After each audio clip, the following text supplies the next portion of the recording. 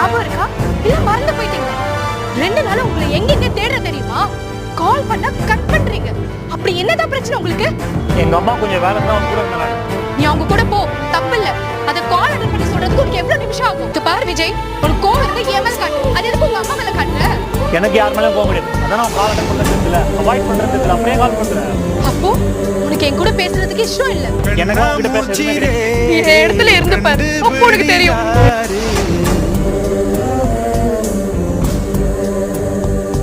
இது மனிதர்கள் ஆடிடும் ஆட்டம் என தெரியுது இப்போது. இது ஆண்டவன் ஆடிடும் ஆட்டம் என தெரிவது எப்போது.